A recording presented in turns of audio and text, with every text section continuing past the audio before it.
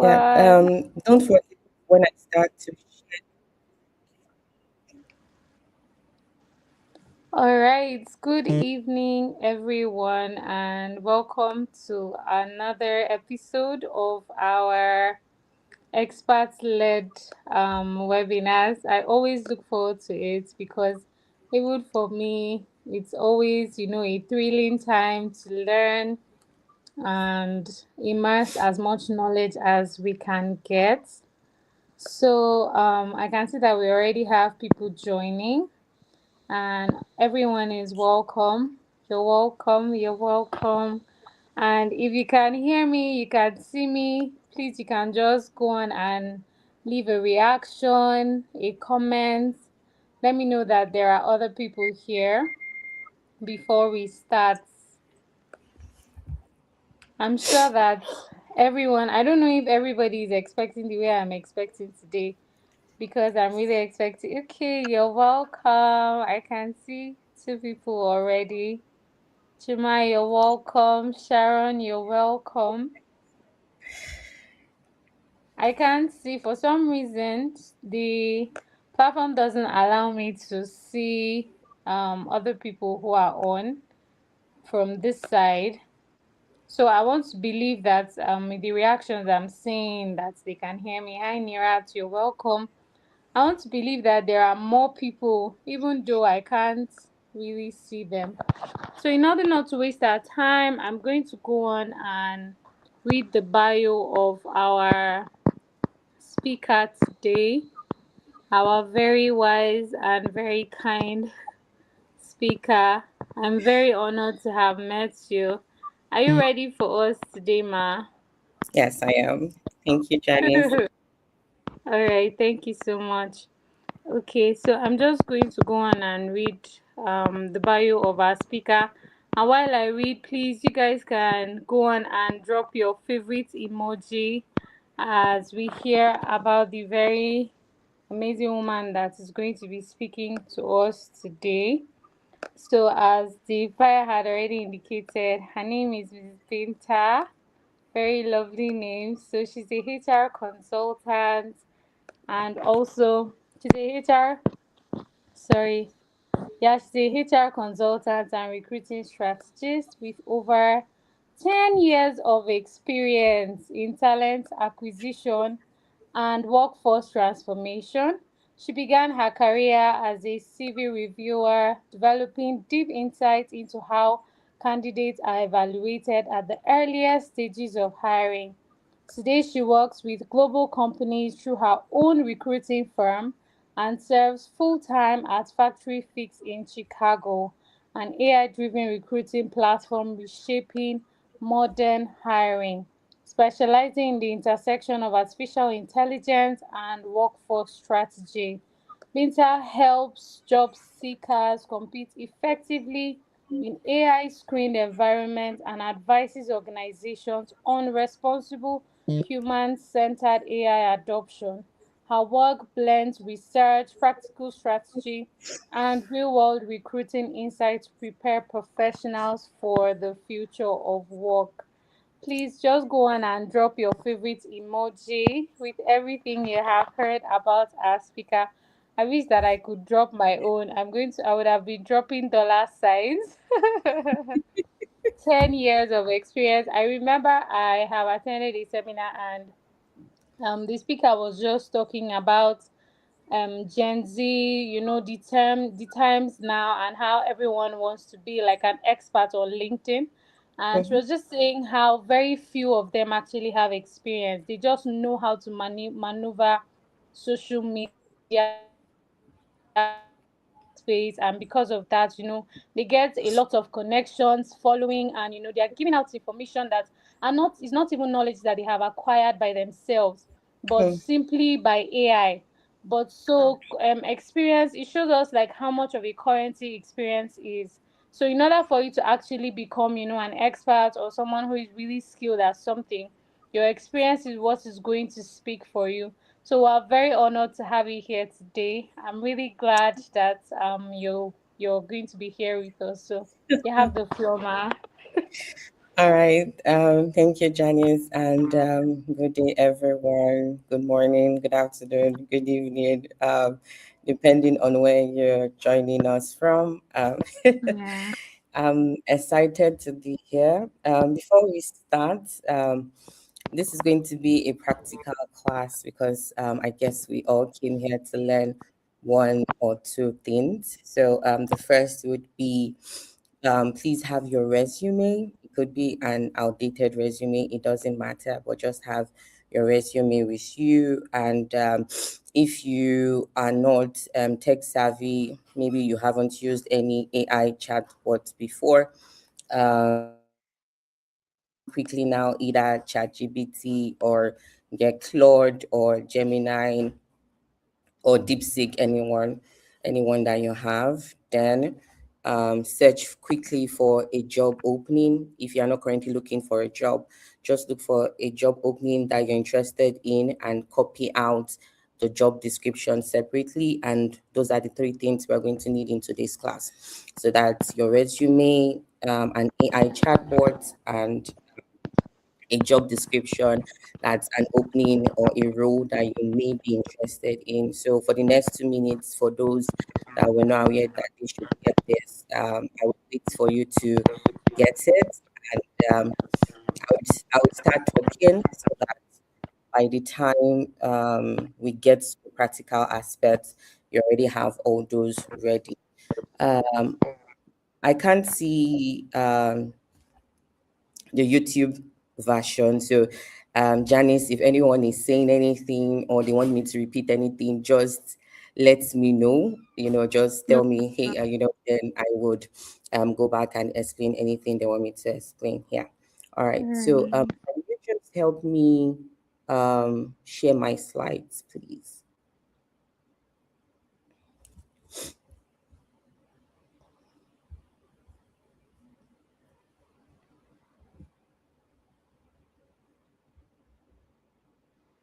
Let me see if I can.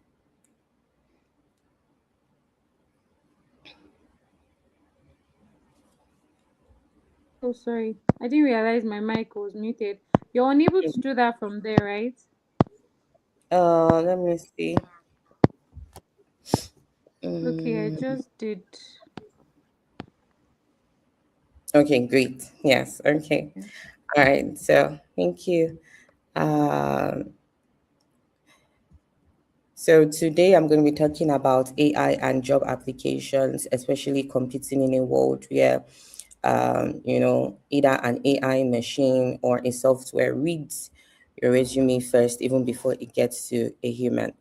So, would you be helping me go to the next slide? So, next slide. Or do I have control over that? Let me see. Do I? Oh, I do. Okay. Yeah. All right. So, first question I want to ask is most people wonder who reads, my resume first. So, how many of you on this call believe that your resume is read by a human first? So, the reality is that now in most large organizations, your resume would first be read by a machine. So, before a recruiter even sees your name, before they even talk to you, hear your story, an algorithm scans your experience, then it scores you, and it decides whether to move forward with your application. So in a world where you spend hours perfecting your resume, you're adjusting, formatting, you're double checking grammar, you tailor it to job description, then you click submit. And then within second, a software just evaluates your future with that company. So that's just it. And the reason is because of this. I know most applicants are always like, it's not fair that an AI gets to screen me first or a software gets to screen me first before someone even sees my resume. So I want to explain from a recruiter side. So some years back, I was working with a client, and they wanted someone on site in their country for a HR manager role. So for that kind of role, my expectation was, oh, when we post the job, we're not going to get so many applications. They actually had an ATS. And ATS is called applicant tracking system. So that's the engine that kind of sees your resume first before someone sees your resume and kind of filters your resume or filters the applicants, like this candidate is qualified or not, and then you get that rejection that you see. So they had an ATS, but I turned off the auto reject. So that auto reject, where maybe after the algorithm has scanned your skills, scanned your resume, and feels, oh, this person is not a good fit, then you get that rejection email. So I disabled that auto reject. And then I told my clients, like, oh, let's just post this only on LinkedIn. Maybe we will just get 500 candidates. 500 candidates, I can review all that. It's not a lot, you know. The mistake was my candidate posted, oh no, my clients posted it on LinkedIn, on Indeed, on monster.com, and also one of their local job boards there. At the end of the day, I got over 3,000 resumes, and I was just looking for one person. So you can imagine I'm looking for just one person for a particular role, and I am getting thousands of resume. So it wasn't funny. And the mistake I made was, turning off the auto reject, because if the ATS had done what it should do for me, if it had filtered the 3,000, at the end of the day, I would have just had to review maybe 200 or 100 qualified candidates. So now I had to review 3,000 resumes. So that's not something that anyone wants to do, because at the end of the day, half of those applicants are people who maybe just wanted to try their luck and they were not qualified for that role. So that's time consuming. And what AI has come to do is to help us, streamline processes, reduce, recruiting hours, recruiting time. So for those 3,000 resumes, I had to spend over 3 days, reviewing those resumes. My client was like, oh, just review the first 500. Somehow the ethical side of me was like, what if the other 2,500, there's someone qualified there? Or what if the person that needs this job is in the 2,500 more that you don't want me to review? So I took my time and I reviewed all the applicants. And at the end of the day, when I shortlisted, I only ended up having only like less than 100 qualified candidates out of 3,000, because most of the candidates were the ones that more than half they were not located in that region. Especially when you post a job on LinkedIn and even the job is saying it's on site, you will still see people who are not in that country applying for that role. So that's what ATS is always there for, to help, first of all, auto reject those ones. LinkedIn has that. If you are not in that location and you post that it's an on-site job, before you even before you get to review that resume, LinkedIn has, sent them an auto reject message that, hey, you're unfortunately so person is not moving forward.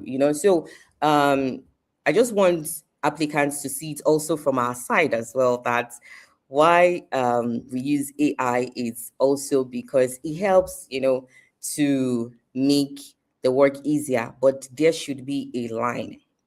There should be a line on what AI can do. So at the end of today, what we're going to be talking about is how we use AI in hiring, how job seekers can use AI strategically, the risks that you must avoid that would disqualify you, especially when you use AI and we see it like it's so clear, no reasoning from you, no inputs, just AI did all that. So the risks that you must avoid, and how to stay competitive without losing your authenticity.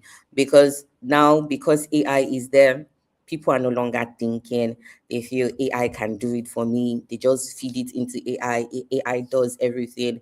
So I'm going to show you how to stay competitive without losing your authenticity.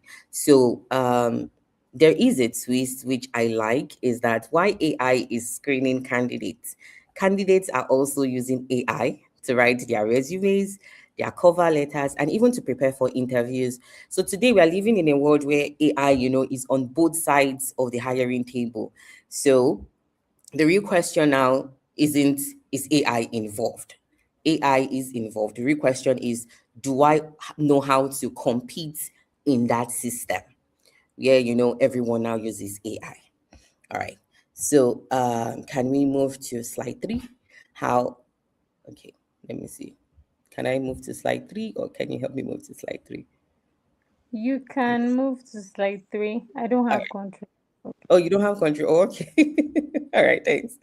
All right. So, how is AI changing hiring? So, let's start with what's actually happening in the hiring world today. So, across global markets, Africa, Asia, Europe, America, Antarctica, hiring is increasingly becoming digital, especially remote work. Remote work has expanded applicant pool dramatically. You may be looking for one person for a role, you get like thousands of applications, from all over the world, just for just one, one role. Like you're just looking for one person to fill that role. So at that scale, automation becomes inevitable. It's something that we have to do to help us, filter those that are not qualified. So over 90% of large companies now use what we call ATS. So ATS is called applicant tracking system. So what does that mean for you as an applicant? It means that when you submit your resume, a software will scan it for keywords, very important. So if you're applying for a role that says project management, the software will scan your your resume to look for those keywords, look for skills related to project management, if there are job title matches, and if there is experience alignment.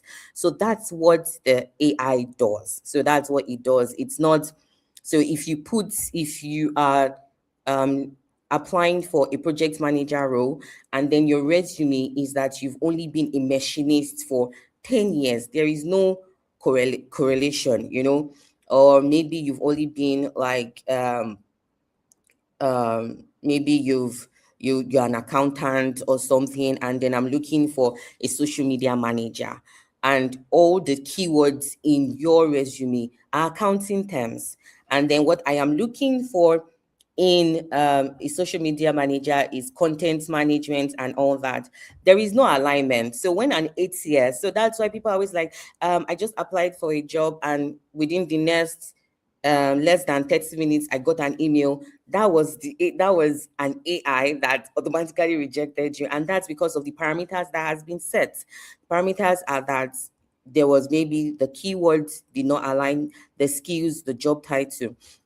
So right now, it's critical for you to understand how you need to connect the dots. So even if you did the same work, there are some AI that are not yet so advanced that if the job description says project management and your resume is saying team coordination, it may reject your resume, saying that you are not qualified. So most times, if a job description says project management, please put project management in your skills, so that if that company is using a weak ATS or a strong ATS, it shows that, all right, this person has that skill. So next slide. Okay. Sorry, it's not easy for me leaving. I'm going to the next slide. All right. Sorry. So AI is also used, no, no problem, automated resume ranking. So, like where I work in Factory Fix, an AI would screen when applicants come in, an AI will screen your resume and rank you. So, what ranking means, it gives you stars. So, we have just like 5 stars. If you have 5 stars, you're a green, 5 stars, then the middle from three to like four would be orange or yellow, then from 2-1 would be a red. So that's what the AI is. So what the AI does, it takes your resume and then takes the job description and compares like what the job is saying and what your resume says you have done. Is there any correlation?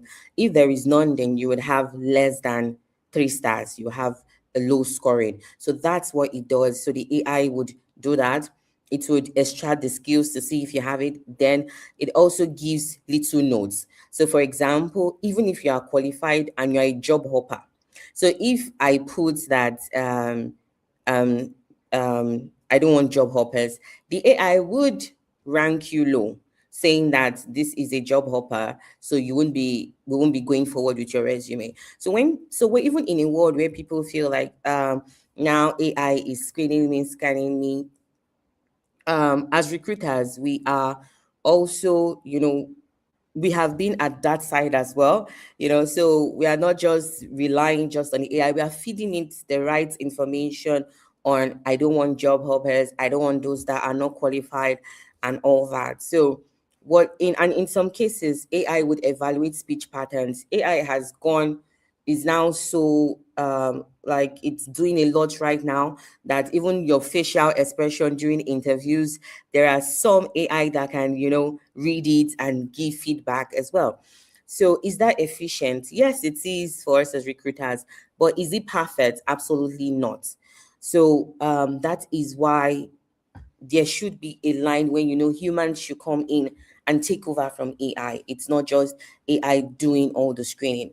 So, because one thing is AI identifies patterns based on your historical hiring data. So, if as a recruiter, I tend to hire those with degrees more, the AI is reading my pattern. And when it starts to review candidates, it would follow my bias.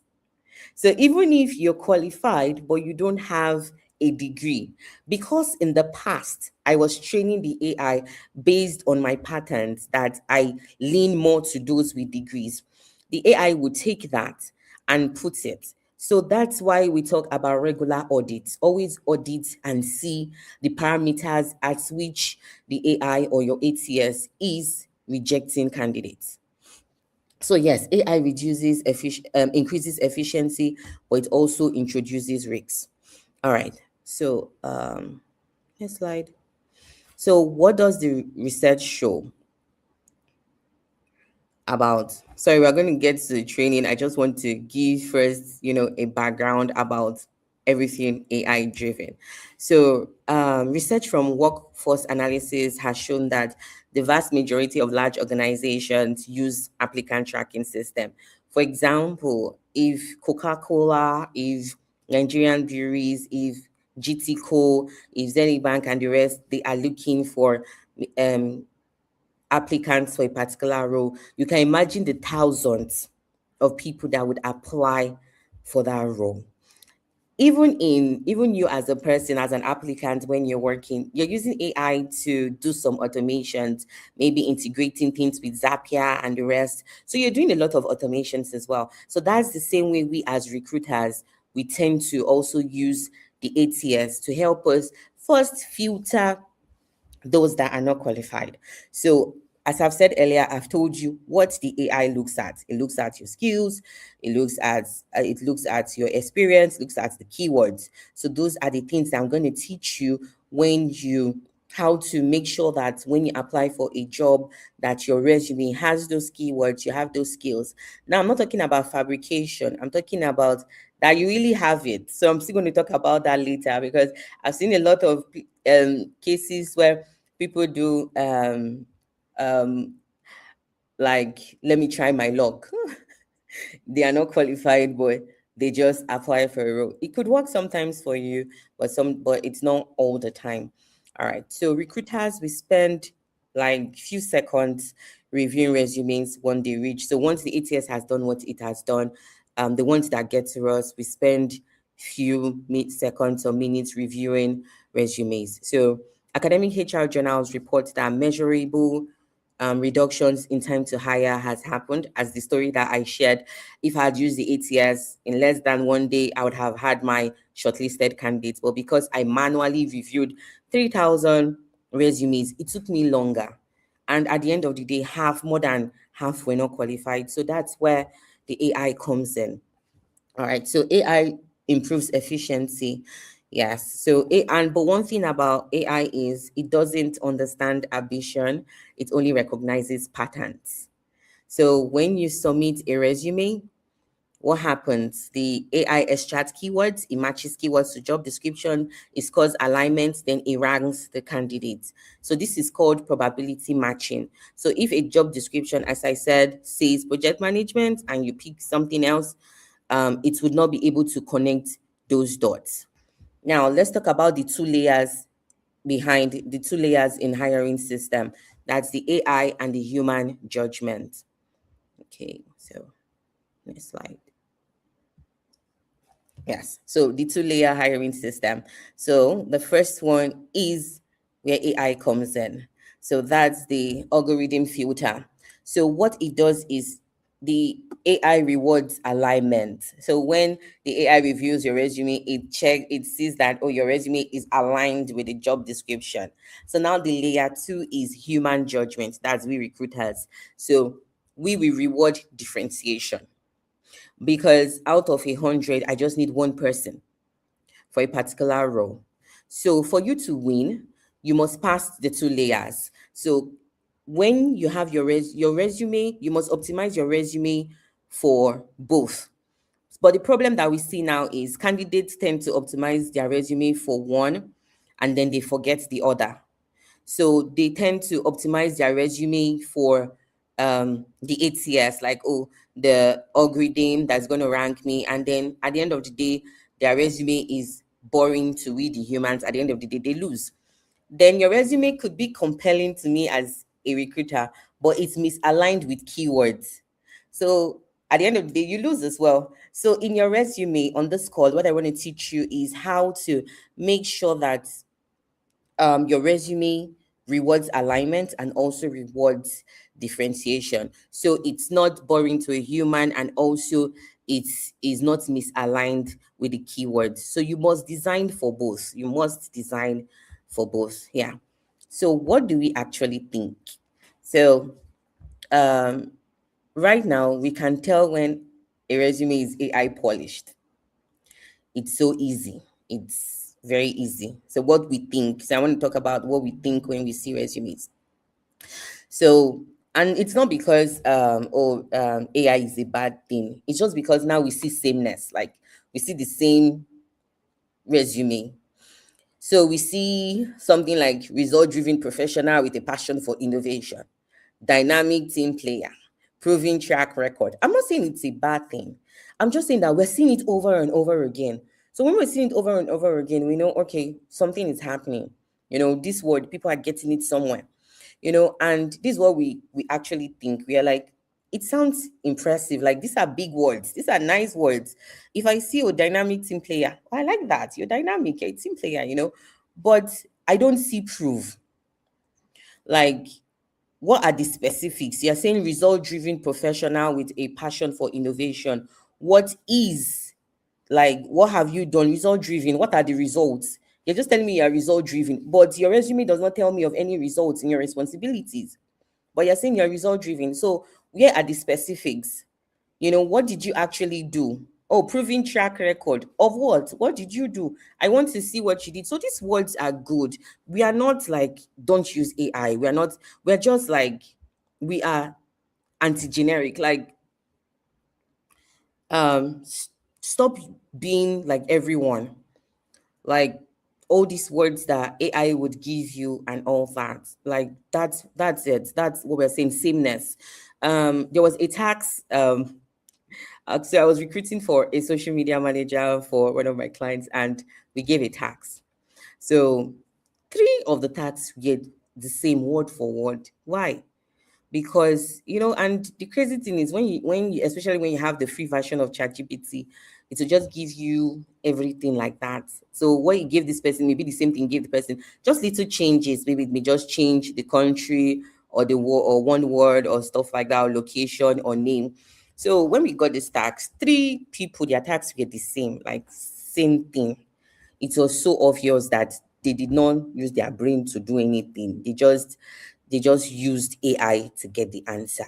And the thing is, AI is not wrong, is not bad.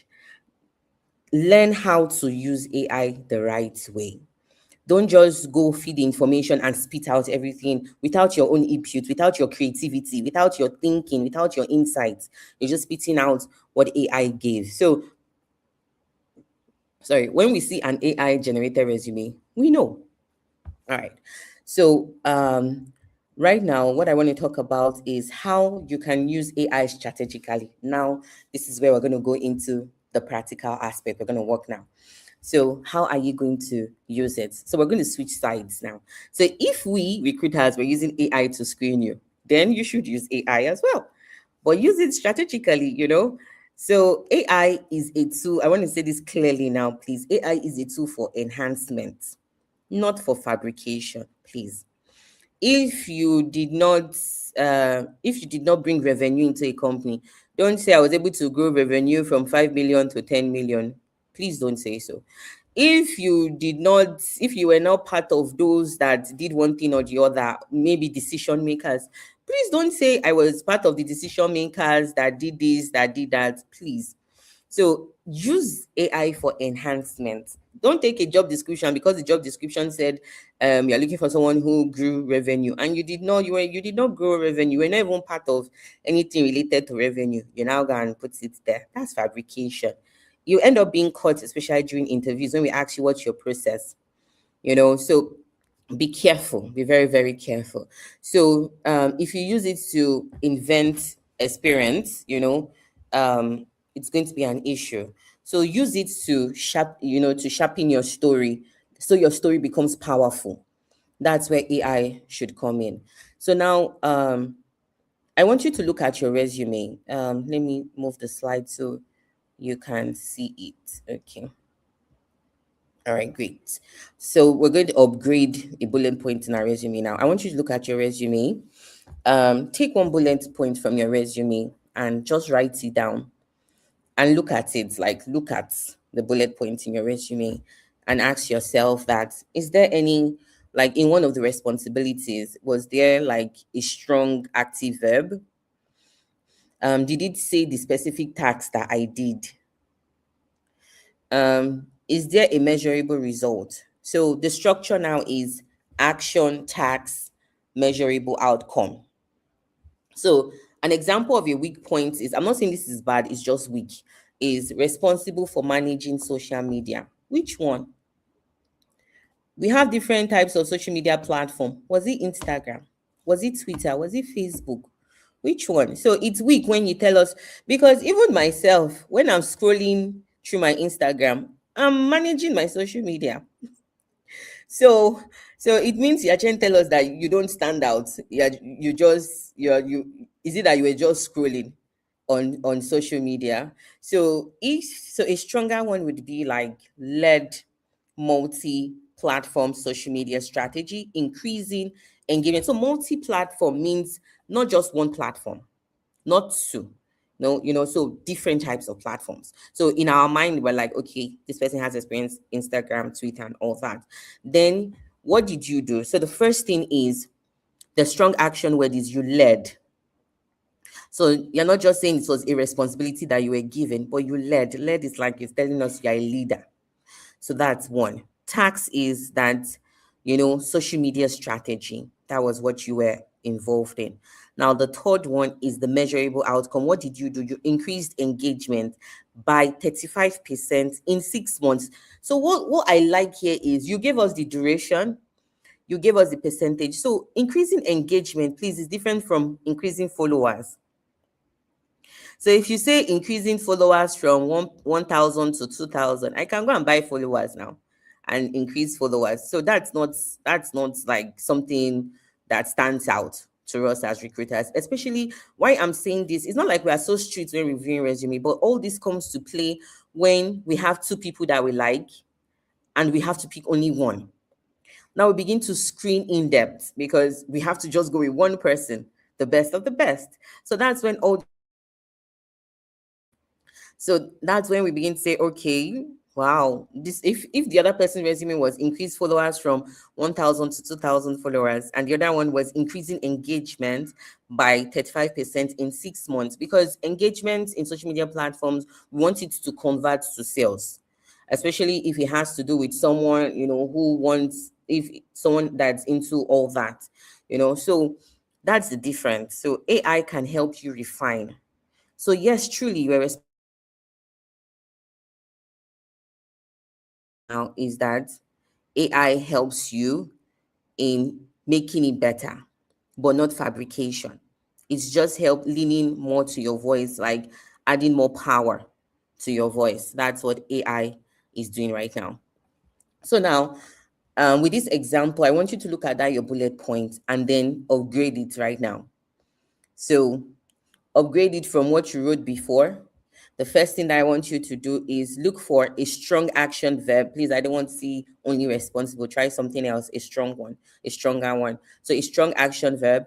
Then think of a specific task that you did, and then a measurable result. One thing I want you to know is that all your responsibilities doesn't have to have measurable results. Please don't get me wrong. At least one should, or two, not all. So I don't want to see that all your bullet points is did this by 35%, increase this by 1,000, 2,000. So every responsibility had that. No, I'm just saying that there must be at least one or two that has this. So start first with a strong action verb, tax. So that's it. So I don't know if anyone was able to do it. You can come back and watch it again. Just because of time, that's why I'm not going to be able to wait. If you've done it, you can write it in the chat and say, okay, this is what I've done. So what I want you to notice is that now it's stronger. So for this, you don't really need AI really when you write this yourself. You can start with the action, the task, as long as you know what to do, the action, the task, and the measurable outcome. So when you write it and you feel this doesn't look so beautiful, then you can ask AI to make it better, but not that you ask it to fabricate what you did not do. So that's the first one. Now I want to teach you AI promptings that you can give to AI to make your resume look better. Now the first thing I want you to do is go to ChatGPT, upload your resume. So once you've gone there, so now we're going to talk about tactical AI prompts. Okay. So for me now, I am a HR consultant, but if, for example, I'm applying for a senior recruiter role, when I put it like, I would ask it that act as a senior recruiter in whatever industry I want to go into. So now for you, whatever it is, act as a whatever in this. So I am act as a senior recruiter in fintech. Rewrite these bullets to highlight measurable impact and leadership. Measurable impact and leadership because I'm applying for a senior recruiter role. So as a senior recruiter, they expect that I have led, you know. So and then I say keep it under 20 words. So this is strategic AI usage, you know. So as I said, AI only enhances articulation, what you've done. Please don't fabricate experience. It shouldn't. So if, as I said, if you did not lead five people, don't say you did. All right, great.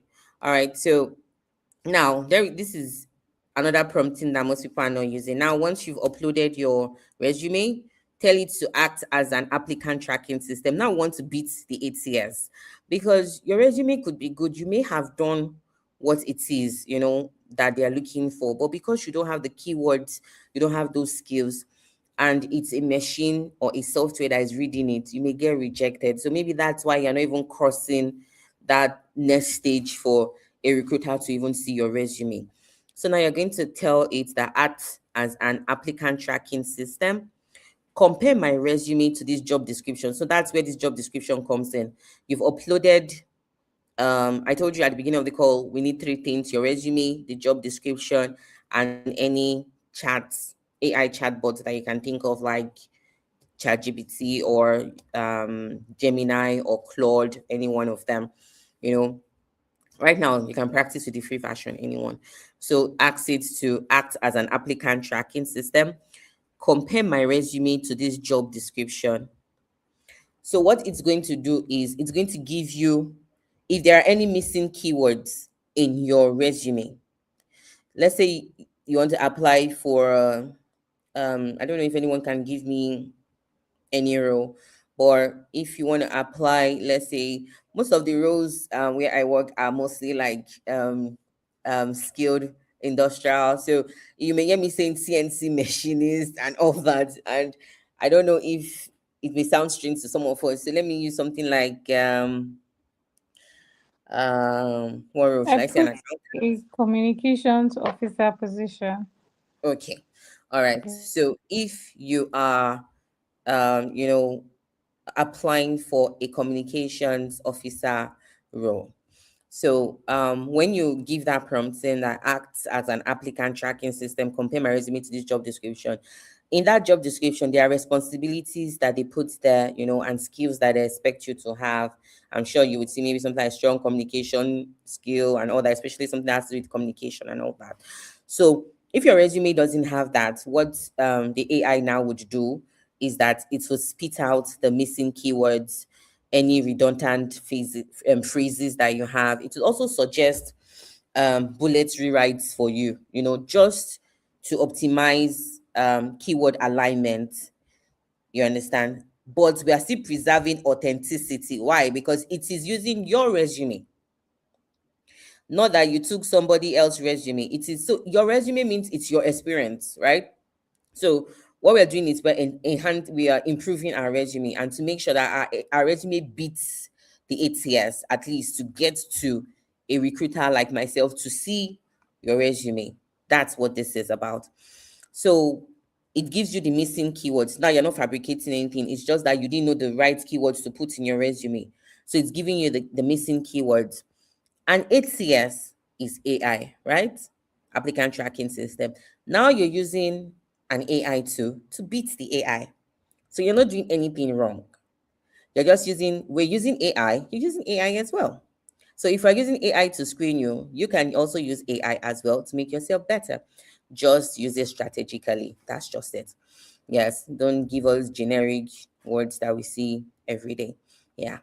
All right. So that's the first prompt. The second prompt that I want you to do is tell it to act as a recruiter reviewing over 200 resumes, and it should tell you in 60 seconds whether they would shortlist you and why, and tell it to be brutally honest. One thing about ChatGPT that I've noticed is that ChatGPT tends to be nice. I mean, not sometimes tell you the truth. Tell it to be brutally honest. Like, it should shred your resume and tell you the truth. Like, I want it to tell me like you do not stand a chance in getting this role, that kind of thing. So you want it to be brutally honest. So tell it, act as a recruiter reviewing over 200 resumes. Tell me in 60 seconds, whether you would shortlist me and why, and be brutally honest. So now you've already given it your resume and all that, then it will tell you why. So this is powerful. You're asking the AI, not to flatter, you're asking it to critique you. That's the second, I think, prompting, right? The third one is tell it to analyze your resume and identify statements that sound generic or AI generated, especially for those of you that have used AI to generate your resume, and then we see dynamic team player and all those without proof. So tell it that identify statements that sound generic or AI generated, rewrite them to be more specific, measurable, and human. So this is how you avoid, sameness, where we would see every one of you, your profile. Like, let's be honest, if you even try now, tell ChatGPT to give you a profile, there is, I'm sure among like 20 people, like five of you will see result driven, so, and so you will see it. So accent, that you don't want statements that sound generic or AI generated, and it should rewrite it to be more specific, measurable, and human. Great. All right. So that's how we avoid sameness. Great. All right. So that is now for your resume, how you can, get the keywords, make sure that you can pass the ATS. I'm going to pause here. And I don't know, any questions first? Like, the first one that I just shared was, I still have a lot more. I just want to pause here and ask that, let me just recap what I said. One is that we want to make sure that our resume passes the ATS that would be screening our resume for those keywords, because most times some keywords you may not know that those are the keywords that the ATS is scanning or checking out for, so that at the end of the day you don't submit. I've heard people say, I applied to 50 places, I was not called for any, and maybe that's the same resume you've been using. So always take the job description, please, and ask it, ask the AI to, help you get the keywords, that the missing keywords from your resume and all. And once it does, please add it to your resume so your resume can pass the ATS and get to a recruiter. This year, we all want to win. We all want to, get to the next level. And this is especially for those who maybe are you're looking for change of job, or you're applying for jobs and you're frustrated. Please don't be frustrated. I know it's not easy, that an ATS scans you first, but this is one way where you can beat that algorithm and make sure that someone like us sees your resume. All right. So, as I said, one of the generic AI, um, languages that recognize that all those strategic thinker with strong interpersonal skills, impressive, but they lack proof. It sounds polished, but it's empty. So the three things that we talked about with those bullet points, make sure you look for, you check it and make sure that you first have a strong active verb, a specific task, and measurable results. Don't just give us information just like that. All right.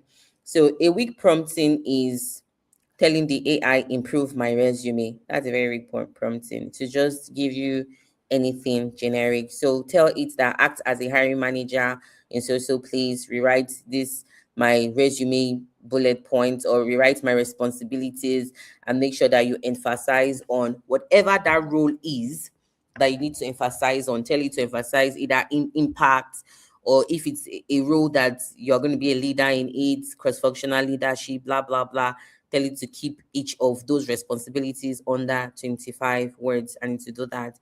So now that prompting, so the difference in this prompting is from improve my resume, this prompting is that you give it the role that you want to go into, you give it the context, you give it the objective, you give it the constraints. So the constraint is keep it under 25 words. The role is I am like the role that you want to go into. The context is it should rewrite your responsibilities, and you know so that's it. So the difference is structures matters. So it's not just how you use AI, is to use AI strategic. Don't just use AI like um um I wanted to say old people, but old people are using it very well right now. So don't use AI like you're not, AI savvy. Don't just use AI like anyone. Don't just say improve my resume. No, be strategic about how you use it. So that's strategic AI usage. So give it the role, the context, the objective, and the constraints. All right. So I'm going to go to slide 14. That's my next slide. All right. So the baseline effect. When AI becomes accessible to everyone, it raises the baseline. And that's why I said, at the end of the day, one thing we're running away from is sameness. We don't want to see this, like, I'm not saying that two people may not sound alike, but for word, then there's something wrong. Telling AI, give me all the responsibilities for this role, and then you just copy paste and just put it in your resume. Another person did the same thing and copied paste and put it in their resume. We are seeing the same resume. So be strategic about it. Feed it first, write your own resume yourself, what you have done, and then feed it to it. Let it enhance your voice. Let it not fabricate things for you. Then don't forget the promptings that we talked about, the job description, and telling it also to check for missing keywords that you can impute as well in it. So it's just like okay, I like using Google Doc more than Microsoft Word. So like Google Doc, there's something spell check there. So spell check, what it does is it helps me, like, if at the end of the day when I finish typing, if there's anything grammarly missed or anything, what spell check does is that it helps me, see, oh, this correction, that correction, especially when I'm writing an email in US English. It helps me catch, because for me, I grew up with British English, so it helps me catch those mistakes, you know. So what it's doing is it's not making me a great writer, that spell check. It's just eliminating mistakes, obvious mistakes that I missed. So that's the same thing AI does to your resume. It makes an average application cleaner, but it does not create excellence. That's one thing I want you to know. It will just make your application look so beautiful and so fine, but it's not imputing you. your creativity, So that's where you have to bring in your evidence, because it will just give you a generic responsibility for that role, but you know what you have done, in companies. So you need to feed it. So where excellence now comes in is that you need to feed it your depth, you need to feed it your evidence, you need to feed it your insights to make your resume stand out.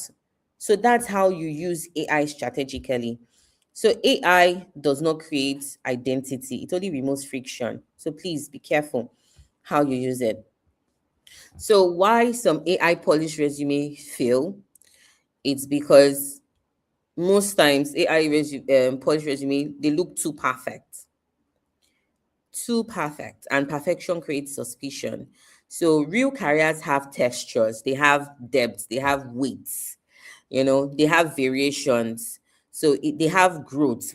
So if your resume reads like a marketing brochure, like something that I would see when someone is marketing something to me, if your resume looks like that, it may not feel human, especially when it has those generic words. So we don't want perfection, we just want credibility.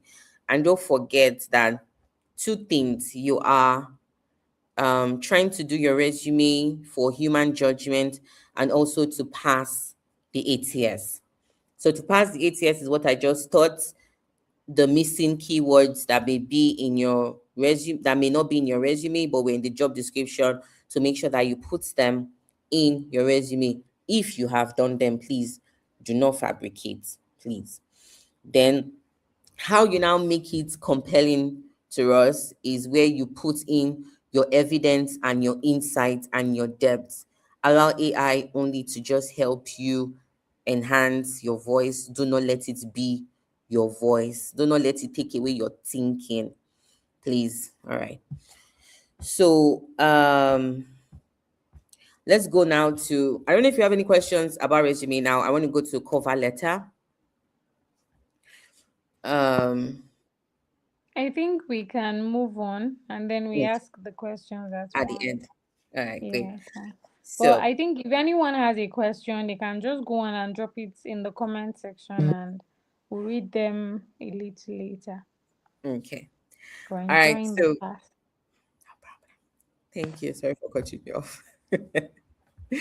All right. So, the cover letter mental model. Let me move my. Sorry, it's not so easy living and moving my slides. All right. So, a strong cover letter should do three things. I love reading cover letters because cover letter tends to tell me stories that are missing in your resume. So, and a cover letter may make someone, a recruiter, change their mind about your resume. That's one thing. So cover letter is where you can shine. It's one good place where you can shine, really. So the first one is signal alignment, and that's because of the ATS. Let's always be careful, and let's not forget the ATS. I keep on saying ATS, please. ATS is application tracking system. Please, applicant tracking system. Sorry, that's what ATS is. So please, if you're hearing me shout ATS, ATS, ATS, and you're like, what's this guy saying? Please, it's applicant tracking system. It is the AI kinda that we use. We don't only use it to like score, can you also use it to move you to stages, like to move you from review resume to invite you for interviews, and all that. So that's not the only thing. We use it to move you till you get your offer letter and then you get hired. So but people are more always concerned about that beginning stage, about the ATS, where we mostly use it to filter the unqualified from the qualified. Yeah. All right. Okay. So now we're going to talk about the cover letter. So the first one is signal alignment, as I said, and that's called the ATS. So the question is why you fit the role. So I saw someone typed business development manager. Now you're going to tell us, why do you fit the role? Like, you're applying for a business development manager. Why do you fit this role? You know? And then you demonstrate proof, like specific impact. Please, not vague claim, like result driven with innovation. Give us proof, demonstrate proof, then show intent, like why this company, not just any company, you know. So AI should help structure and refine, not invent. That's what it should do. So at this point, there's something I want to share that is not about cover letter, but it's something that I have noticed as a recruiter that before I forget, I really want to share this. Please, when going for an interview, um, Google, investigate the company that you are going for. If possible, the person, like most times when we send out emails inviting you for an interview, you would see the recruiter's name. Most times, 50% of the time, you may see. You can go on LinkedIn and search the person, check a little bit info about the person. You know, the great thing is you can, in conversations during the interview, if you see that that person is one of the persons interviewing you, you can bring up something. Please don't bring up their personal stuff if they pasted it on LinkedIn, like, oh, I saw you traveled to Cambodia last week. You know, that something like, oh, I saw you posted about this information, maybe something about why job seekers are not, you know, and it resonated with me, blah blah blah. I'm not saying you should go and flatter them, but make sure that it's a strategic, not so much, not so long, you know, info that I say, or what conversation. Just find a way to in trying a way to weave it into the conversation, so it just flows naturally. It's not like you just put it in and say, hey, I remember I saw your post. No, not that. Like maybe they asked you a question, you're talking about the question, you're about to round off, and you not say, oh, and it reminds me, you know, last 2 weeks I saw you posted something about that, and you know, it's related to this question. That's how you put it into it. Kind of that, okay, I see. You went to check me out. I see. It has happened to me all the time. I'm like, okay, I see. You went to check me, okay, you know, that kind of thing. Yeah. And then the company as well. Check their vision, check their mission statements, that it aligns with, you know, what your vision and mission is. Even if it doesn't align, it aligns. So during interview, it kind of aligns. For you to apply, it aligns, because if a company says they are into, okay, so if my personal for me, if I am someone who is against a particular thing and a company says they are for it and that's their vision and mission, I should not be applying to such company. Sorry, that's just me. I'm not saying, that's just me, because if they ask, oh, do you align with our vision and mission, I do not, because my personal belief doesn't align with it. So, but most times, vision and missions, most times when you see it, kind of aligns with it. It's rare to see vision and mission that are statements that you may not align with, you know, that kind of thing. Sometimes some people's vision or mission is to be the best AI recruiting platform in the whole of North America or stuff like that. And then you say you want to be part of that change, you know, part of that drive to make sure. So that kind of thing. So please, I just want to share this. It's not part of my slides. I just want to say, please Google any comment, especially in a world where I see that there is now this tool where, okay, so where you we could applicants are complaining that we are using AI to, you know, filter them, but candidates are also using AI to apply. There are tools now that AI applies for you. You don't even know, it helps you search for the job online. Like you just give it your resume, and then it's, you just go and sleep and it searches for jobs online. I see so many of them online, like searches for jobs for you, applies on your behalf. You don't even know where it's applying to, it's just applying for you. And then I'm seeing testimonies where people say, AI submitted 200 resumes and I got invited to five. I want to be invited to five. 200 applications, and you're invited to five. You must be invited to five because it sent out 200. But you, as a human, I know it's not easy to apply to 200 to send out 200 applications in a day. So that's where AI comes in. So if you know that you're outsourcing your job application to AI, please don't come to an interview clueless. If AI has done that for you, when you come to the interview, please Google the company. Please check info about the company. Don't come. I rarely get upset in an interview when I'm interviewing candidates. I always love to give people second chances. So when I ask, I know I asked someone like, oh, what do you know the company that is interviewing right now, and they're like, "Oh, I sent out so many applications, I can't remember which one is this." I'm like,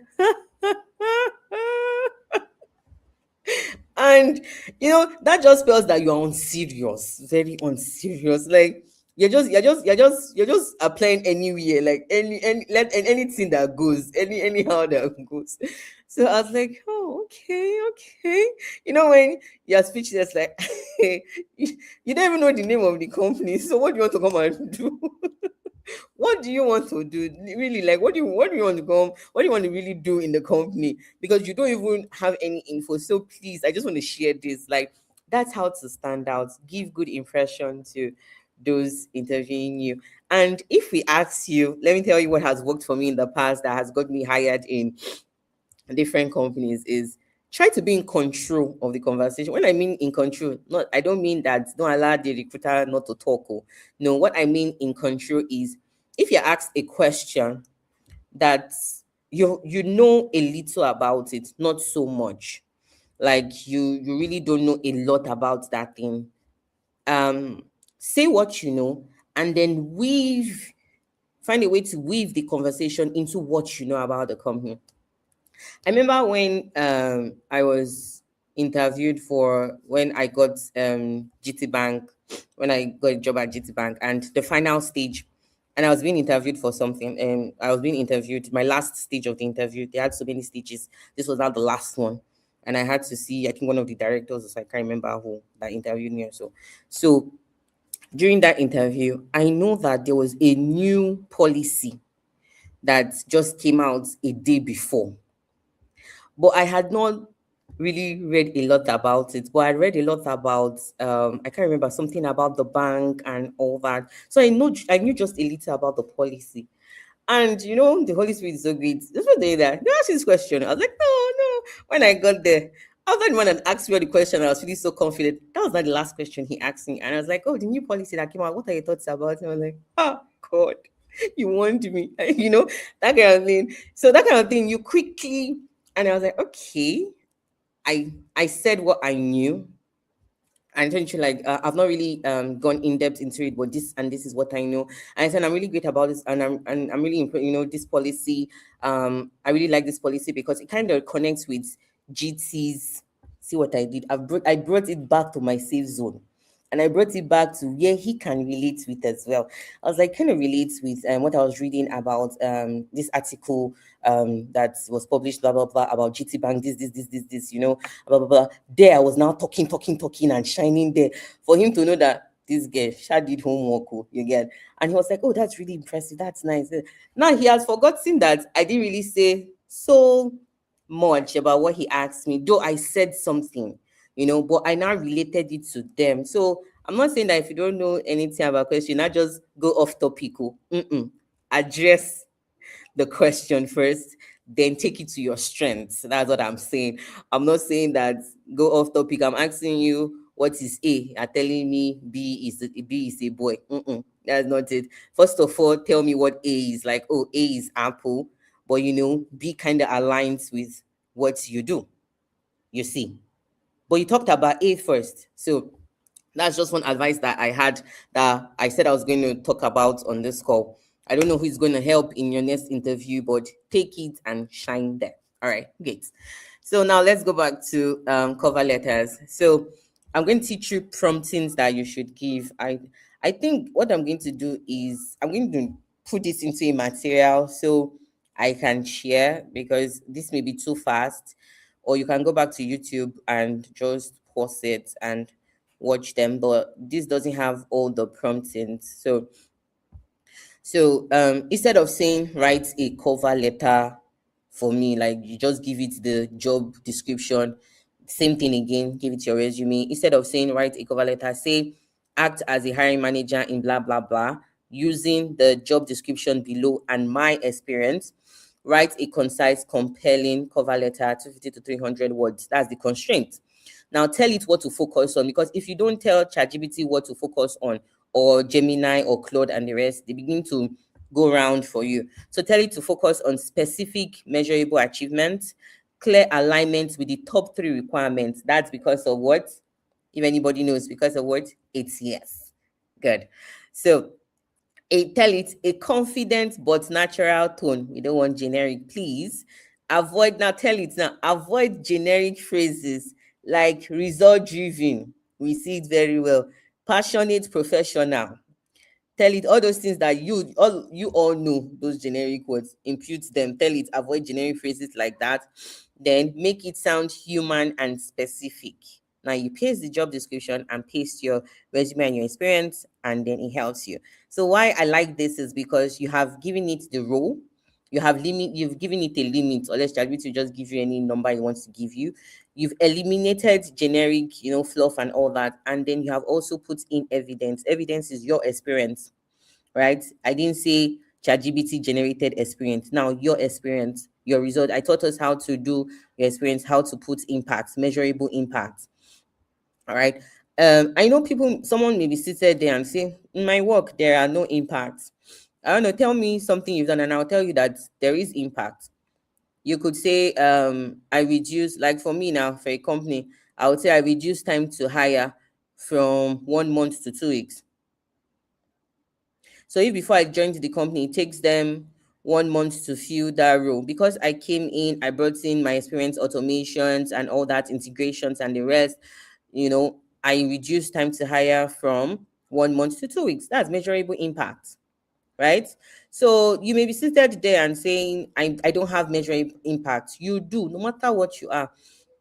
Even a cleaner has measurable impact. They do. They do. I know somebody is waiting for me to give measurable impact of a cleaner. All right. So what would we say is measurable impact? Reduced complaints about maybe people usually complain about maybe the toilet not being clean or something. Reduce complaint level from 8 complaints a week to just one or something. Find something. This one you're not fabricating. If truly you were really doing your work, and people were complaining, just think of something. There's an impact you made, somewhere. It's just that most times we tend not to see our impact. It's other people that begin to say, you did this, you did that, and all that. So just sit down, ask yourself, what are my impacts? So this is just to make your resume stand out, compelling to us, especially we that would be reading it. Yeah. All right. So after you've generated that draft, after you've gotten that, the first prompting, remember the first prompting that I said, that's the strategic role specific prompting.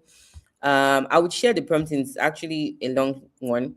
Now we're going to go to the second prompting. I'm going to tell it now to analyze your cover letter, and then it should identify. Now you're telling it again, any generic or AI sounding language. Again, vague statements lacking measurable proof, overused phrases that recruiters see often. So now you're telling it again. So it's going to rewrite again those sessions. So this is how we remove AI.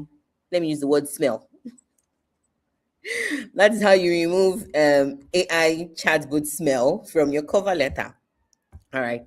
Now, one thing I want you to avoid, please, in your cover letter is I admire your company. I always see it a lot. I admire your company, admire your company. What are you admiring? Like admire your company. Everybody admires the company. So please use something like like using the company's, always use, as I said, the company's mission and their recent initiatives. So go and find it. Something recent. It's always, most companies that have websites, you would see it. They always, companies like to blow their trumpet, they like to post whatever thing that they are doing and all that. You will see it. So find their recent initiative, rewrite. They now tell, use this and use it as a prompt. Input the company's mission and the initiative, and tell the AI chatbot that you're using, whatever, it's ability or whatever, say using the company's mission and recent initiative below, rewrite my closing paragraph to show genuine alignment without sounding exaggerated or overly flattering. So now you paste the company info. So now you're tailoring your cover letter now, the closing statement, to make sure that, okay, it's aligning, with the company's mission and their recent initiative below.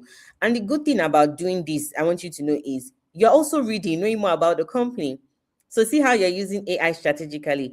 You're not just relying on what it's giving you, but you're also feeding it info, because you had to Google, right? You had to get company mission statement, paste it. Sometimes if you tell ChatGPT, it can get it for you as well. So you may not even need to copy paste. You may just tell it, this is the company I'm applying to. Help me get their recent blah blah blah and all that. AI is unlimited. Let me not say it has unlimited. No, it can do a lot for you. Yes. So that's one thing I want you to take away. Please, what we notice that is AI is, I'm writing to express my interest. I'm result driven professional. I believe I would be a valuable asset. Please find attached my resume. So I want you to start strong. We prefer specificity to formality. So you can write a resume and it doesn't have weight. There's nothing about you there. It's just big, big, big, big English from ChatGPT. There's no substance. There is no you. We're looking for you in the cover letter. That's what I just want you to know. We're looking for you in the cover letter. So put you. All right. So one advanced prompting I want you to use, all right, is tell it now that in this cover letter, act as a recruiter reviewing again 200 applications for this role based on this job description and my experience, because now you're telling that it should write a cover letter that would make me as a recruiter, I'm just saying, so it to say that will make you pause, signal immediate alignment, ATS, avoid cliche phrasing, be concise, and that's 3 words. So now you're using AI strategically. All right, so that's just it. So for we in recruiters, one thing that we do, we call it AI audit. So we tend to audit the AI. There are companies that hold us. So especially when you're working in the US, where you can be sued and not sued, because there is this contemplation about AI reviewing candidates. There is this argument. So we're, we're very careful, making sure we don't cross any line or anything. So there is something we call AI audit because of bias. So and what I explained was bias is, if me as a recruiter, I tend to hire people with degrees more for a particular role, the AI would copy my pattern. And when it is filtering, it will take in that bias. So even if you are qualified and you don't have a degree, it may reject you. So that's why we do AI audits. So companies should regularly, so now I'm talking to recruiters and hiring managers, do regular audits, please. Make sure that all these bias and everything, that the AI is not feeding in this information, so that everyone has a chance, when they come into your company. So one thing I want to drop is, please over reliant. So candidates who rely entirely on AI, you may perform very poorly.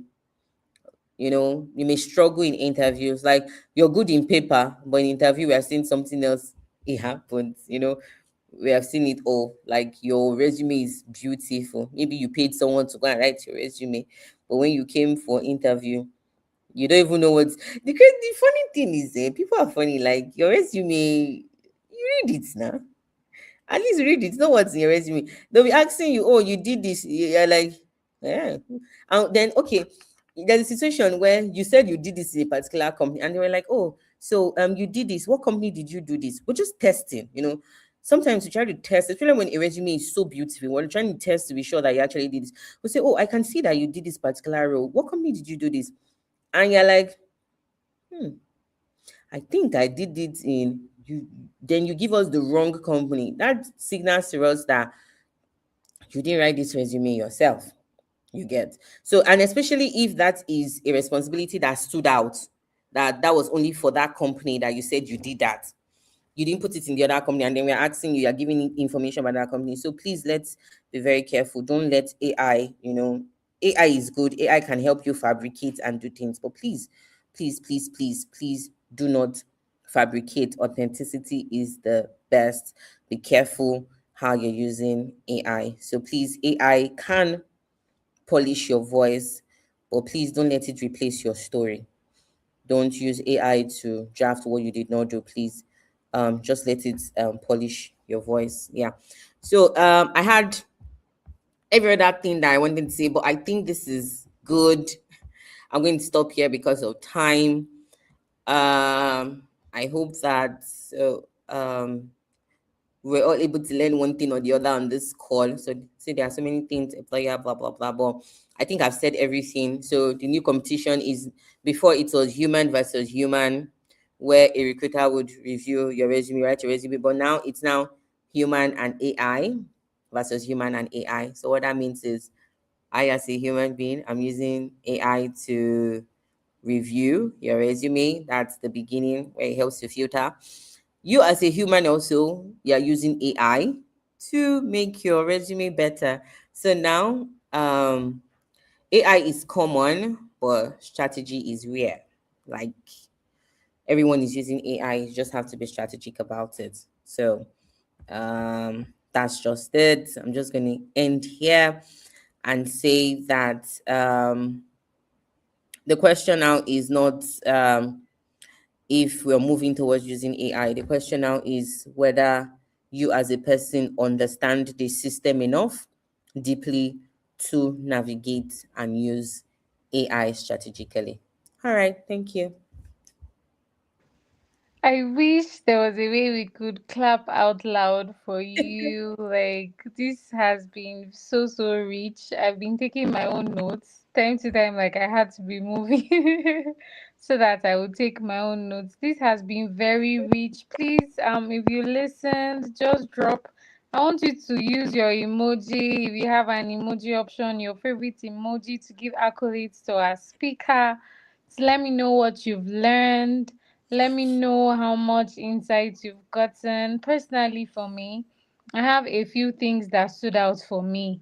This felt like, I don't know whether to say a revelation, but it's almost a revelation because I've always felt like, I mean, until I met you, recruiters are the people who don't like us. They just want to be hard on you, so they are not your friends. You know how we always believe that human resource persons are the ones who usually interview applicants and all of that. So we assume they don't like you. They have this face of, you're not welcomed here. I hope you are qualified and all of that. But this has revealed to me or made me understand that recruiters are your friends and they want to help you get the job. They want to know that you are qualified. They want to ensure that you are prepared for what is coming for you. Yeah, So that's one of the key things I took away, like, from everything that you shared. And then also the ATS. I don't know why I never quite had caught the revelation that an AI would definitely screen first before the recruiter would come and go over it, because I'm sure that series of people, like, my organization has been doing series of applications and we did over 15, and then they didn't get even one. And then yeah, someone I know who does applications was like, something is wrong.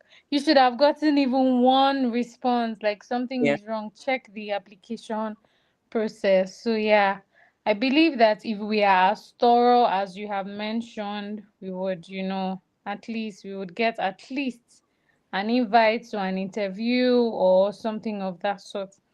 So, while we wait, I don't know if people on the session have questions.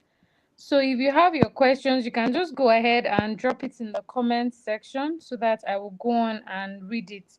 But we have some that came on, before the session, because we took questions before the session today. So I'm just going to go on and read. Okay, before I read those words, I took mine while you were talking. You talked about job hoppers. So I would Mm, love for you to shed some more light on that. okay. And then also pattern identification by AI. Does AI just recognizes the pattern of the recruiter? And also, are there specific AIs that you guys use, as ATS for recruiting, or are they still the same, AIs that we know? I'm referring to ChatGPT, Claude, and the likes. Yeah. Yeah. Okay. The first question about job hoppers. So most organizations, especially top organizations, don't like job hoppers, and that's because especially if it's a company that would spend money training you, and all that. So, job hopping, the story that you're telling us is that you don't stay long. Um, I've seen candidates where you would see they spend 2 months, 6 months at various jobs. So in that kind of situation, that kind of person, we don't want to hire the person because you're telling us that you're telling us that you're not a stable person. You're not someone we can trust. That if we give you a responsibility, you can wake up tomorrow and walk away from it. So um job hoppers are most likely not are disadvantaged kinda because the ATS would most times reject them once it sees that pattern. So I'm not saying that you spend 2 years or 3 years and then the next job you spend 3 years. I'm talking about chronic, like, sorry, 6 months, 1 year. Okay, in the space of 5 years, you've worked in 5 to 6 different organizations. That is a job hopper. Mm-mm.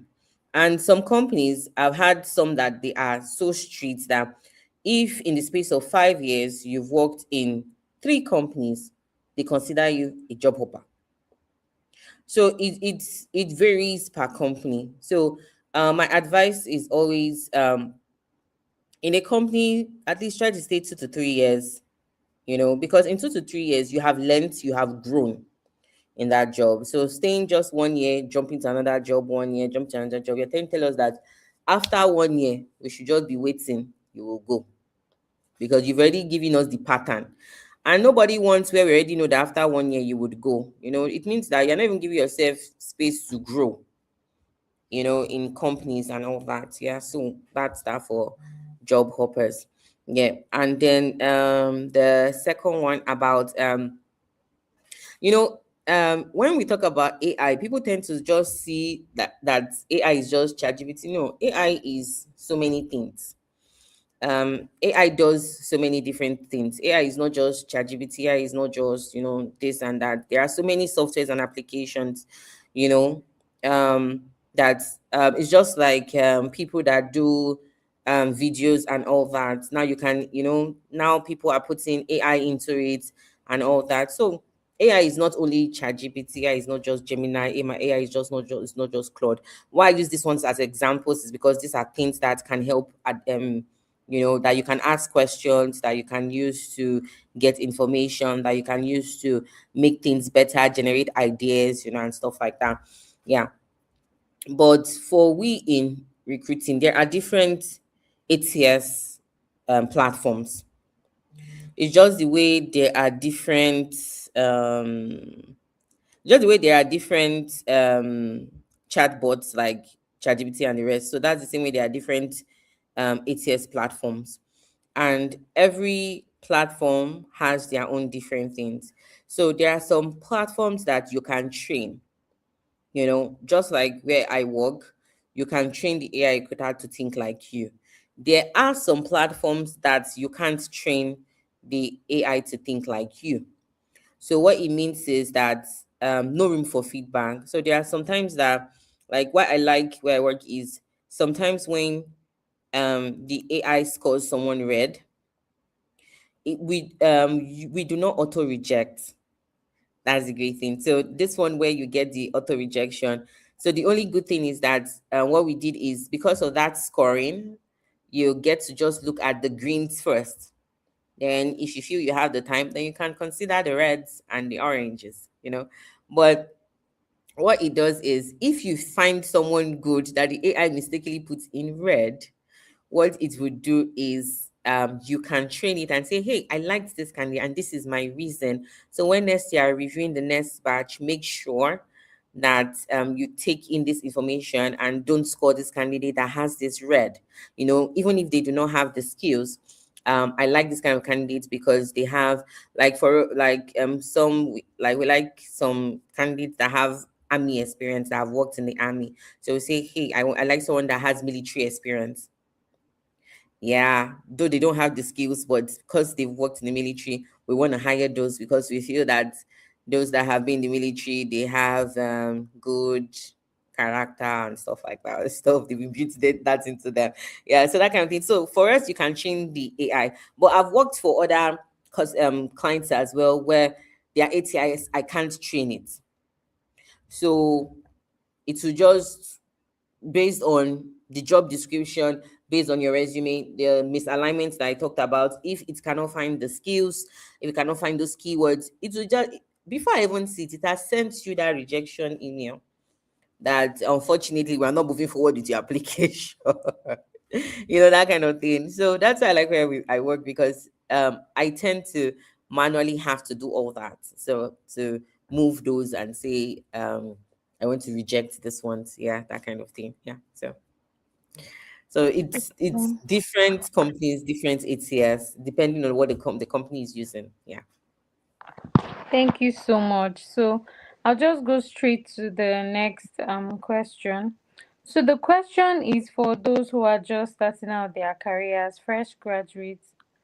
So how do they respond to an application that has it? Okay, let's take for example a business related role, but the person has an artistic background, like qualification in the university, but has been maybe managing informally now other businesses around and all of that. So how should the CV of a person like that look like? How would Okay. he know how to program it for the ATS to at least get him to scale beyond that level? Good question. I smiled because no experience is wasted. You said informally. That's not informally. You have done it. You did it. Put it. Put it in. Put it as a responsibility, especially when it's entry level. You did that. It's something you did. Be proud of it, because especially for someone who your degree says that you has someone from the arts, but you're going into business and you're very good at it, right? Give us that. Give us the, as we said, measurable impact. Tell us what you did in that business. Tell us the impact that you made. Like, oh, you grew whatever. You grew revenue from 1,000 or $1 million to $5 million, or you did this or you did that. Give us measuring impacts that that we can track, that we can verify, and know that we can. And when we ask for references, give us those names of those people that you did it for, even if you were not paid for it. It doesn't matter, it was an experience. So put that timeline, that from 2000 to 2022. If, for example, in your um, mother's store, for example, you were the accountant in your mother's store, and then you studied, I'm talking about someone that studied maybe accounting, and you want to apply as an accountant in a job entry level, but you were the one in charge of your mother's books, right? That is an experience. Please put it in, that you did this, you did that, blah blah blah. Nobody, I don't think I've seen an interview where we asked that who was the owner of this store, like, is it your mother's store? No, if your mother's store does not have name, put your mother name and give it a name, something something mega store or whatever, and put the responsibilities that you did. You're not lying, it's a store, really. You put it, yeah, the information, you did it actually, right? It's just, that's what I'm saying, just about what AI is going to do is it's just helping you tell your story in a better way. But you're not fabricating. That's what we don't want. We don't want fabrication. So if you've never done anything in your mother's store, please don't put it. Don't say you're an accountant in your mother's store, stuff like that. So if, as you said, this formal stuff the person did, if the person had not done it, don't put you've done that. Don't put it. It's an entry level. And most times entry level role, we tend to be more lenient because it's an entry level role. So you're just coming for training, you're coming to learn. The only thing that we look at in those resumes is, as I said, your profile, what you wrote. Most times people tend to use NYSC to help to fill that gap. So if it's someone that did not do NYSC, I don't know if that's possible in Nigeria not to do NYSC, but if you did not, okay, maybe you've passed the age for NYC. So if you did not do NYC along the way, maybe you have done one thing or the other relating to it, put it in as well. But please make sure that the whatever you put aligns with what you're applying to or what you're applying for. Make sure that responsibility align. I don't want to see that you're applying for a social media manager and you're giving me accountant responsibilities, like all the responsibilities. So how do I know you'll be successful as a social media manager if you've not done it before? So you can use your accounts, as um okay. So there was a candidate on Upwork that a customer of mine wanted me to hire a freelancer for him. So we used Upwork to find the candidate. So most times, what most times on Upwork is I try to invite people more to the job. So when I was reviewing people to invite, because people that applied were not really qualified, was that there was a guy I gave a chance, and that was because there was no, on Upwork, your past jobs is like your past responsibilities. When people give feedback and all that, when we're looking at your past jobs and the stats, he had not done anything. He was new on Upwork. Even Upwork showed me that this is a new person on Upwork. But what he puts in his profile, well, what made me pause, I was like, I like this person. What did he put? All right. So he told me, I have, like, he had an Instagram account, and I think they were looking for, I can't remember what they're looking for, someone in one kind of niche. I'm trying to remember what the niche is. It's this I think is it influencer or something? I can't remember. So he had done it and he gave evidence. He gave his Instagram link as well. So I can click and verify. Then he told us other customers that he had worked with. And then he told me the percentage of revenue he brought in and the customers and all that and the years. So he gave me measurable impacts because he knew that he's new on this platform. He would be 90% of the time overlooked because he doesn't have a past work history of other customers that he has worked for on Upwork. So that profile was what made me reach out to him and say, hey, I would like to interview you for this particular role. Here's my Calendly link, book a time that works for you, blah, blah, blah. Let's have a conversation. And then I gave him the company name. I always give company name so that you not come to interview and say you don't know company name. So I told him and all that. Yeah, that kind of thing. So generally, what I'm just saying is in that kind of situation, there's something you must have done that relates to what you're applying for. As you said, informal. Please add your informal experience in your resume as long as it's related to that role, irrespective of what you read in school. Yeah. Okay, thank you for that. Then the other question, there are just two. So the other question is, there's this knowing whether to include other experiences that are not relevant to the job. Let's say you've had 5 jobs, and then you're trying to, like, for those who are just trying to switch jobs or something like that, do they only include the ones on their CVs? I'm just trying to explain to you, like, the way I understand the question, because I can't read it the way it says. So do they only include what is on their CV, or, like, do they only include the one relevant to the opening, or they can go on to include the other ones? Because I feel like the 8 years would just rule them out. Yeah. Okay. I have a question. I wish the person that asked this question was here. Okay, so 5 jobs in the space of how many years first? So we don't classify you as a job hopper. In the space of how many years? 5 jobs first. Especially you're saying someone who wants to transition, right? So you did 5 jobs. Those 5 jobs, were they the same? That's the question. Were they the same, or you are someone who you wake up today and say, I want to transition, I want to transition, I want to transition. So whatever response I get is how I'm going to be able to answer this question. Because if you tell me you've done 5 jobs and you want to transition, I want to know those 5 jobs, were they the same jobs and now you want to transition, or these 5 jobs, two were not the same, two were not the same, one is now aligned with what you want to do now. So whatever answer that I get would determine how to answer this question. So I don't know if you Okay, sorry. Okay, sorry to cut you short. I No want to problem. believe that based on what is here is that okay, I have done about three volunteer opportunities in other roles, but they are included in, of course, work experience and all that. But I Mm-hmm. just started this job, this secretary role, and then now I had another opening that was going to pay me more, and so I went for it. Mm-hmm. So now I think this is a more official, or should I say professional role that the person was looking to go for. So yeah.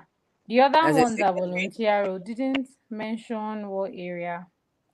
Okay, because if it's Mm. still as a secretary, it's still in line with what you're currently doing. So I'm just going to assume that I think it's in line since the three volunteer roles were different. So what I would advise is, for resume, we always advise keep it short in terms of no please nobody, even the ATS, there are some things, if for an entry level role your JD is 3 pages, it's also something that an ATS may cut you off, like may, I'm not saying all, some may, like entry level role, what have you been doing that you have 3 pages of resumes? Yeah. So in this situation, let's say we want this resume to just be less than just a page. It's even possible since it's just not a lot. So what you would do is that volunteer role, you don't need to put responsibilities for us. You just need to put a job title and where you worked, just each of them. Like if it's UNICEF or WHO, whatever, just say program leader, program facilitator, this. Those would only take 3 lines because they are just 3 different things. No responsibilities, because the responsibilities you are saying does not relate to what you are applying for. But maybe you just, and why you put those ones, you just want us to know that you've been working before. It's not like you've not done other things before. So that's why you put all that, and in brackets you can put volunteer.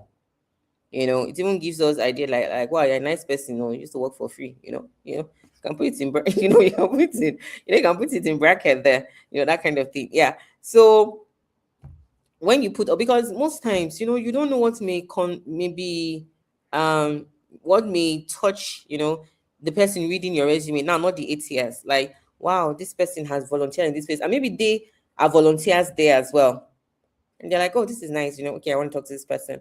But that's because the role that you're currently doing relates to it now, because even when we are or even when we are um reviewing a resume, and then we're talking about the bias and all that, we still also need to make sure that you have the skills as well for the role. So even if you've done a volunteer role in where I have volunteered, it doesn't matter. Yeah.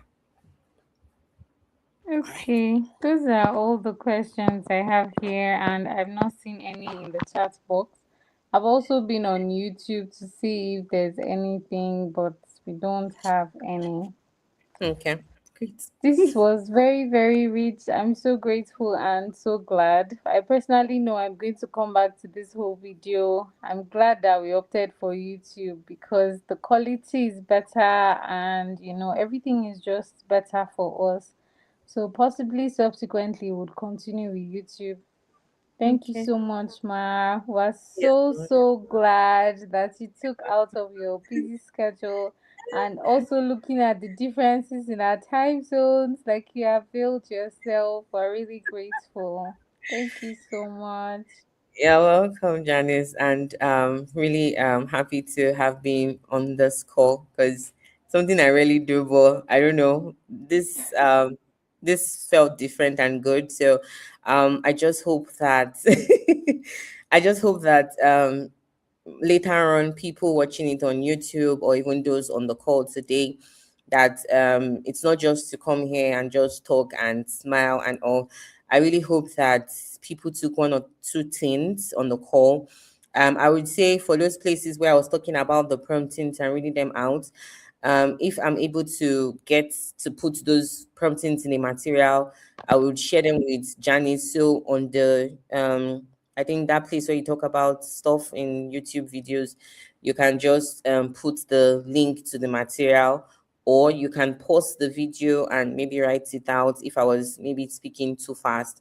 So anyone, if I have the time, I will do that and share with Janice, so she can share with anyone that feels that it may be useful one day for you. So I wish you all the best in your job search. And if you have any questions or you need anything, you can always reach out to Janice. If you have my personal number, you can reach out to me as well with your questions, and I will try to answer them as fast as I can. Thank you.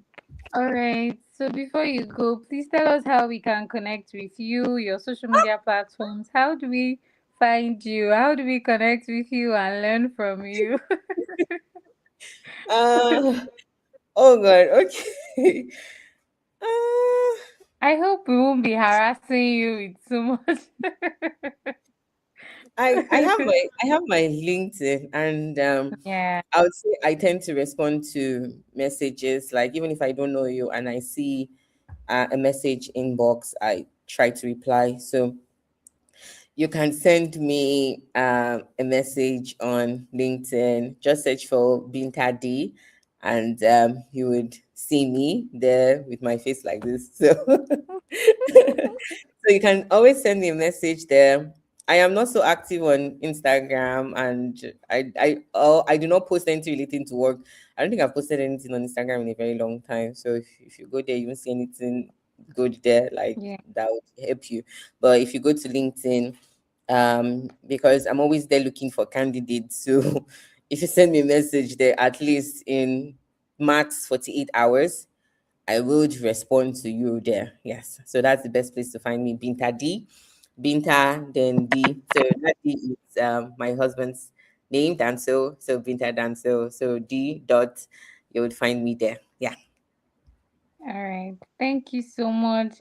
Please Yeah. remember to subscribe for those of you who haven't. And of course, connect with our pages, Davar Aure Impact Hub on Instagram, on Facebook, and yeah, on LinkedIn as well. Thank you so much. My name is Janice Adar across every social media platform. And thank you for joining today's session. See you all next month. Good night, good morning, good afternoon. Good night. All right. Bye. Thank you. All right, bye. Thank you.